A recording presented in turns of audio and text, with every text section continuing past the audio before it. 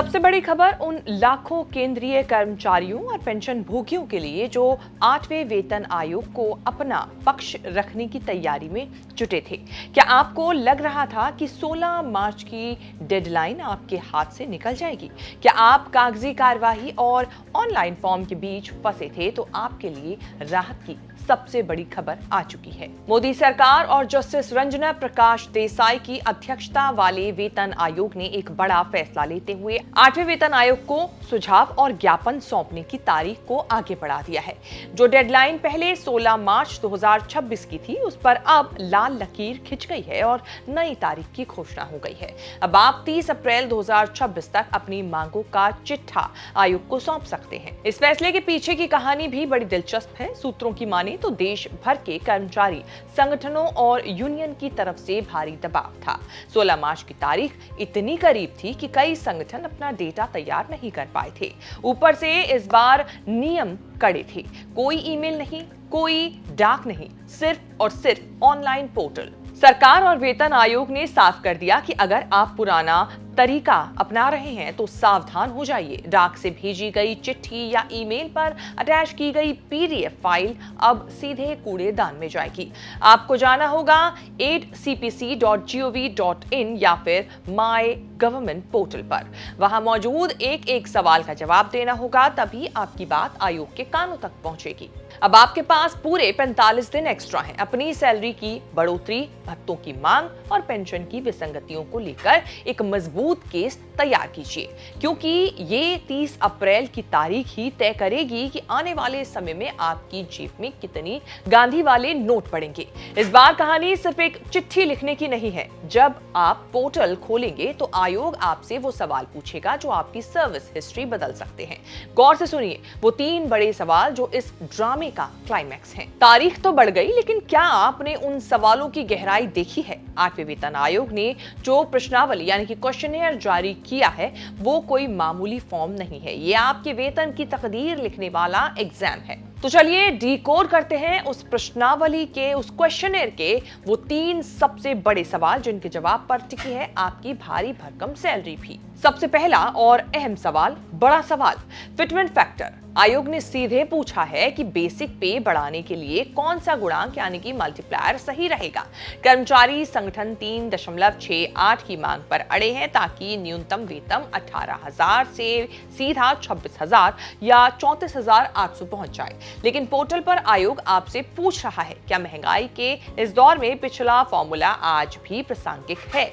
ये सवाल नहीं बल्कि आपकी जेब का फैसला है। अभी तक आपको वेतन वृद्धि के लिए 10 साल इंतजार करना पड़ता था, लेकिन इस बार आयोग ने सवाल दागा है, क्या वेतन की समीक्षा हर साल यानी कि एनुअली होनी चाहिए? जी हां, अगर इस सवाल का जवाब हाँ में हो गया और सरकार ने माना तो आपको अगले वेतन आयोग का 10 साल इंतजार नहीं करना होगा। हर साल आपकी परफॉर्मेंस और महंगाई के हिसाब से सैलरी खुद ब खुद अपडेट होगी। तीसरा सबसे बड़ा सवाल, अलाउंसेस। आयोग पूछ रहा है कि क्या वर्तमान में HRA, TA और DA के स्लैब की हकीकत से जो है वो मेल खाते हैं या नहीं। मेट्रो शहरों में रहने वाले कर्मचारियों के लिए ये सवाल लाइफलाइन है।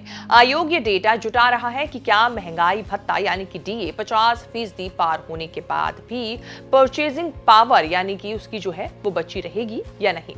30 अप्रैल तक का जो समय मिला है वो सिर्फ फॉर्म भरने के लिए नहीं है, वो इन जटिल सवालों का वैज्ञानिक डेटा जुटाने के लिए ही है। अगर आपने आंकड़ों के साथ जवाब नहीं दिया तो 8वां वेतन आयोग सिर्फ एक और कागजी कार्रवाई बनकर रह जाएगा। सबसे पहले आपको 8वें केंद्रीय वेतन आयोग की आधिकारिक वेबसाइट 8cpc.gov.in पर जाना होगा। आप भारत सरकार के माय गवर्नमेंट इनोवेट पोर्टल के जरिए भी यहां पहुंच सकते हैं। वेबसाइट के होम पेज पर आपको सबमिट मेमोरेंडम या फिर स्टेक होल्डर कंसल्टेशन का जो है वो विकल्प दिखेगा, उस पर क्लिक करें। जवाब देने के लिए आपको अपना मोबाइल नंबर और ईमेल आईडी दर्ज करनी होगी। आपके मोबाइल पर एक OTP आएगा, जिस OTP का इस्तेमाल कर आप पोर्टल में लॉगिन कर पाएंगे। लॉगिन करने के बाद आपके सामने आयोग द्वारा तैयार किए गए सवाल यानी कि क्वेश्चनर्स आएंगे। ये सवाल कई श्रेणियों में बटे होंगे। यदि आपके पास अपनी मांगों के समर्थन में कोई डेटा, चार्ट या फिर डिटेल रिपोर्ट है तो आप उसे पीडीएफ फॉर्मेट में अपलोड कर सकते हैं। पूरा फॉर्म भरने के बाद एक बार उसे प्रीव्यू करें और फिर सबमिट का बटन दबाएं।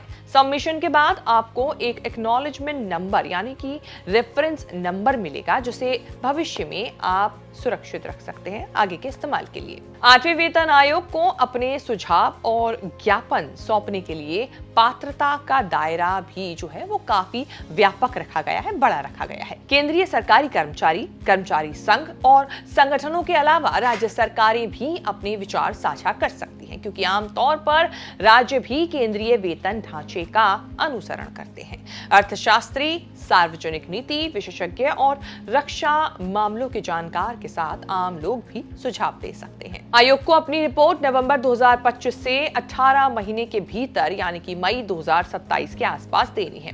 सुझाव लेने की प्रक्रिया 1.5 महीना आगे बढ़ने से आयोग को प्राप्त लाखों ज्ञापनों की छटनी और विश्लेषण करने में अधिक समय लगेगा। अभी भी साफ नहीं है कि किस तारीख को वेतन आयोग की रिपोर्ट आएगी और कब लागू करने का फैसला होगा। रुपया पैसा की इस रिपोर्ट में इतना ही। इस रिपोर्ट को लेकर आपकी क्या राय है हमें कमेंट करके बताएं और आगे भी ऐसी खबरें देखने के लिए आप बने रहें न्यूज़ तक के साथ। क्योंकि एक नया सफर भी आपका अब ले रहा है करवट। आप राजनीति में आने के लिए आप 2023 से जद्दोजहद कर रही हैं। 2023 में भी आपका नाम चला कि आप नागौर से चुनाव लड़ेंगी। तब हालांकि पार्टी तय नहीं थी, आम आदमी पार्टी के साथ आपका नाम जुड़ा। अब ये कहा जा रहा है कि गौरी नागौरी आम एक आदमी बार मतलब आम आदमी पार्टी से मैंने कभी चुनाव लड़ने का सोचा नहीं था। मैं उसकी स्टार प्रचारक थी, ये सबको पता है। मैंने एक भी उसमें ऐसा कुछ बयान भी नहीं दिया है। और मैंने मतलब वो बोलते हैं ना, एक सेवा करने के लिए जो हम कर सकते एज अ आर्टिस्ट, अगर हम कुछ कर सकते हैं तो मैंने वो उस वक्त सोचा। और अब आप ये कह रही हैं कि बीजेपी आपको टिकट दे देगी, तो आपको हाँ। ऐसा क्यों लगता है? क्यों आप बीजेपी से ही दावेदारी जता रही हैं, जबकि आप ही के क्षेत्र में हनुमान बेनीवाल भी इतने पॉपुलर है? हाँ, हो सकता है, ये मेरी चॉइस है। और रही बात, मेरे को मोदी जी पसंद हैं और I love Modi, I love BJP. और मोदी जी के राज में हमें काम करना है और मैं चाहती हूँ कि अगर मुझे बीजेपी अगर मौका दे तो मैं ज़रूर टिकट बीजेपी से ही लूँगी। बिल्कुल। क्या ऐसे मुद्दे आप समझती हैं नागौर में जो हैं, जिनको लेकर के आप इस चुनाव में जाना चाहती हैं, अगर नागौर में उपचुनाव हो जाते हैं तो, या 2028 के लिए? अगर अभी उपचुनाव होते हैं तो मैं ज़रूर लड़ूंगी, अगर होते हैं तो। और अगर नहीं होते हैं तो 3 साल के बाद भी, जैसे 2028 में इलेक्शन होने वाले हैं, तो मैं उसके लिए भी तैयारी कर रही हूँ।